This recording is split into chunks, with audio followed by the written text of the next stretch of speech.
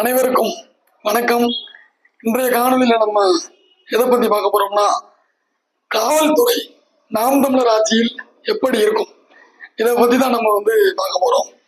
பொதுவா 222 மக்களுக்கு ஒரு காவல் அதிகாரி இருக்க வேண்டும், அதுதான் சரியானதாக இருக்கும். ஆனா தற்போது 632 மக்களுக்கு ஒரு காவல் அதிகாரி என்ற விதிகத்துலதான் இருக்குது.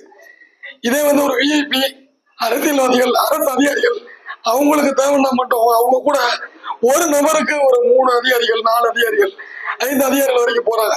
இந்த முறையை முதல்ல மாற்றணும் தான் நாம் தமிழர் ஆட்சியில செயற்பாட்டு கொடுத்துருக்காங்க. அதே மாதிரி பாத்தீங்கன்னா, பொதுவா நம்ம ஒரு புகார் காவல்துறையில கொடுக்க போறோம்.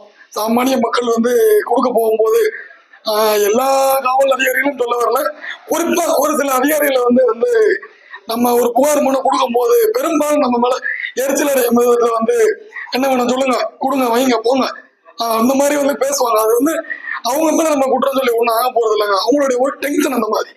இப்ப பாத்தீங்கன்னா, குற்றப்பிரிவு நடக்கும், அதையும் அதே காவல் அதிகாரிகள் தான் பார்க்கணும். ஒரு பொது நிகழ்ச்சி நடக்கும், பொது நிகழ்ச்சி நடக்கிறதுல அதுக்கு அனுமதி கொடுக்கறது, அதுக்கு பாதுகாப்பு கொடுக்கறது, அதையும் அந்த ஒரு அதிகாரியை தான் பார்க்கணும். அப்ப ஏகப்பட்ட டென்ஷன்கள் அவங்க மேல இருக்கும்போது அந்த டென்ஷனோட வெளிப்பாடுகள் தான் மக்கள் மத்தியில வெளியில வருது. அதை தவிர்க்கிறதுக்கு நம்ம எந்த மாதிரியான ஒரு வழிமுறைகள் சொல்றாங்கன்னா, குற்றப்பிரிவு அதை கண்டுபிடிக்கிறதுக்கு, அதை கண்காணிக்கிறதுக்கு, அதை தடுக்கிறதுக்கு ஒரு தனி காவல் படை, அதே மாதிரி பொது நிகழ்ச்சிகளுக்கு அனுமதி வழங்கி பாதுகாப்பு வழங்குறதுக்கு அது ஒரு தனி டிபார்ட்மெண்ட் மாதிரி தனித்தனியா கொடுக்கணும்னு சொல்றாங்க. அதே மாதிரிதான் ஆண் காவலர்களுக்கு 8 மணி நேரம் வேலையும், பெண் காவலர்கள் 6 மணி வேலையும், அவங்க வேலை நேரத்தை சுருக்கி வாரத்துல ஒரு ஆள் விடுமுறை விட்டு சுழற்சியின் விடுமுறையில விட்டோம்னா அவங்களுடைய ஒரு டென்ஷன் கொஞ்சம் குறையும்ன்ற மாதிரி சொல்றாங்க. இதனால அதிகப்படியான ஆட்கள் தேவைப்படலாம், அதிகப்படியான வேலைகள் உருவாகலாம். இந்த மாதிரி செயற்திட்டங்கள் நாம் தமிழர் ஆட்சி செயற்பாட்டு விரைவில் கொடுத்துருக்குறாங்க. அதே மாதிரி பாத்தீங்கன்னா, ஒரு மனிதனுக்கு ஒரு புதுசா நம்ம பாக்குறோம்ல, நம்மளே ஒரு புது ட்ரெஸ் போடுறோம், புதுசா ஒரு உடை போடும் போது நம்மளுக்கு ஒரு புத்துணர்ச்சியா இருக்கும்ல, அந்த மாதிரிதாங்க ஒரு செயற்பாட்டு வரைவு. எப்படி பாத்தீங்கன்னா, பழைய போன காக்கி சட்டையை தூக்கி போட்டு புதுசா நீல நேரத்துல ஒரு காவல் அதிகாரிகளுக்கு ஒரு உடை கொடுக்கணும்னு சொல்லி சொல்றாங்க. இதுல என்னன்னா, அந்த உடையிலையும் உங்களுக்குள்ள ஒரு கண்காணிப்பு கேமரா மாதிரி வச்சுட்டு விசாரிக்கும் முறைகளையும் கணினில தெரிஞ்சுக்கிறதான வசதியும் ஏற்படுத்தணும்னு சொல்றாங்க. அதே மாதிரி பாத்தீங்கன்னா, காவல் அதிகாரி, இப்ப காவல் நிலையங்கள்ல கண்காணிப்பு கேமரா இருக்கு, அது சரியான இடத்துல சரியான திசை நோக்கி இருக்குதா, உள்புறத்துல இருக்குது, வெளிப்புறத்துல இருக்குதா, இது அந்த அனைத்துமே முறைப்படுத்தப்படும் சொல்றாங்க. அதே மாதிரி அவங்களோட உழைப்பையும் நம்ம பாராட்டணும். அப்ப இந்த அளவுக்கு பாராட்டுறது பாராட்டுவதன் மூலமாவே மட்டும் அவங்களுக்கு தேவையானது கிடைச்சிடுமா? கிடைக்காது. அப்ப அவங்களோட வருமானம், ஊதிய உயர்வு எப்படி சொல்றாங்கன்னா, மத்திய அரசுக்கு இணையான ஒரு ஊதிய உயர்வை கொடுக்கணும்னு சொல்றாங்க. அதே மாதிரி அவங்களுடைய காவலர் குடியிருப்பு பகுதியிலையும் அவங்களுக்கு இப்ப இருக்கிற வசதிகளோட தரமான வசதிகளை கொடுத்து, தரமான வசதிகளோட ராணுவ மருத்துவமனை போல ஒரு மருத்துவமனையும் அந்த காவல் குடியிருப்பு பகுதியிலே அமைச்சு தரணுங்கிறதா நம்ம நாம் தமிழருடைய செயற்திட்டம். அதே மாதிரி அந்த இடமாற்றம், பதவி உயர்வு, இதெல்லாம் வெளிப்படைத்தன்மையோட நாம் தமிழர் ஆட்சியில இருக்கும்னு உறுதி கூறுறாங்க. அது போலதான் எல்லா விஷயத்தையும் பார்த்தோம்னா வெளிப்படைத்தன்மை இருக்கணும் அப்படிங்கறதுல உறுதியா இருக்கிறது நாம் தமிழர் கட்சி செயற்பாட்டு வரைவு. அதே போலதான் இப்ப நம்ம மற்ற மாநிலங்களை பொறுத்தளவுக்கு இருக்கக்கூடிய காவலர் வசதிகளும் தமிழ்நாட்டுக்கும் பாத்தீங்கன்னா மிக குறைவானதாக இருக்குது.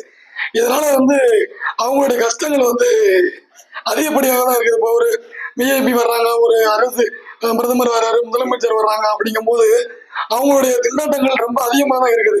அதை நம்ம கண்கூடாவே பாக்குறோம். அவங்க மனசுக்குள்ளேயே மனவேதனைகள் இருக்கலாம், வெளியில சொல்ல முடியாம இருக்கலாம். இருந்தாலும் அவங்களுடைய வேதனைகள் போக்கிதான் ஆகணும்.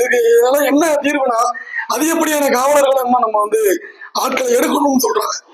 ஒரு 50,000 காவலர்கள் அதிகப்படியாக எடுக்க வேண்டும் தான் நம்ம நாம் தமிழர் ஆட்சியில சொல்றாங்க.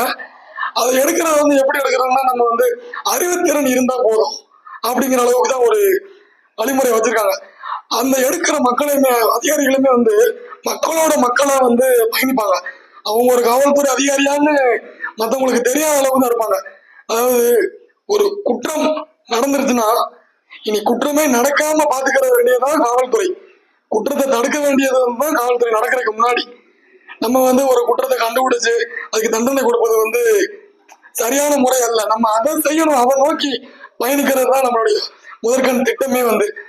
இதை செயல்படுத்தணுங்கிறதுக்காண்டி தான் நாம் தமிழர் எல்லாம் அதிகப்படியான காவலர்களை எடுக்கணும்னு சொல்றாங்க. அதே மாதிரி அந்தந்த பகுதியில காவலர்களும் அந்தந்த பகுதியோட மக்கள் பிரதிநிதிகளும் மக்களோட ஒன்று கூடி தங்கள் பகுதி பிரச்சனைகளை வந்துட்டு இந்த கிராம சபை நடப்பது போல நடத்தணும் அப்படின்னு சொல்லி நாம் தமிழர் ஆட்சியில வந்து சொல்றாங்க. இதெல்லாம் நம்ம எப்ப சொல்றாங்கன்னு பாத்தீங்கன்னா, நான் 2024 பாராளுமன்ற தேர்தல் அறிக்கையிலையோ இல்ல 2021 சட்டமன்ற தேர்தல் அறிக்கையிலையோ சொல்றாங்க. நாம் தமிழர் கட்சி முதல்ல தேர்தலை சந்திக்கும் போது முதல்ல விட்டு ஆட்சி வரைபாட்டு செயற்திட்டங்கள் தான் இது எல்லாமே. முதல்ல என்ன சொல்றாங்களோ அதைத்தான் இப்பயும் சொல்றாங்க. இது எப்பயுமே இதைத்தான் நடைமுறைப்படுத்தணும்னு நினைக்கிறாங்க.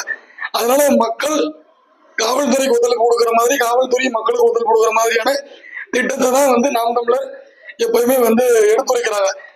காவல்துறையோட இந்த நிலைமையை பத்தி வந்து மக்களும் புரிஞ்சு, அதே போல காவல்துறை ஒரு குற்றங்களை விசாரிக்கும் பொழுது அதுல வந்து எந்த ஒரு அரசியல்வாதிகளுடைய தலையிடம் வந்து நிச்சயமா இருக்கக்கூடாதுங்கிறதுல வந்து நாம் தமிழர் வந்து உறுதியா இருக்கிறாங்க. காவல்துறையினரோட இந்த நிலைமையை பற்றியும் அதற்கு வந்து நாம் தமிழர் எடுத்து வைக்கும் மாற்று வழிமுறைகளை பற்றியும் நீங்கள் எவ்வாறு பாக்குறீங்கன்னு உங்களுடைய கருத்துக்களை வந்து கீழே கமெண்ட் செக்ஷன்ல வந்து பதிவிடுங்க. நாம் தமிழர் ஆட்சியில வந்து காவல்துறை வந்து எப்பொழுதும் ஏவல் துறையாக இல்லாமல் காவல்துறையாகவே கம்பீரமாக செயல்பட வேண்டும் என்பதுதான் நாம் தமிழருடைய செயற்பாட்டு வரைவு. நன்றி, வணக்கம்.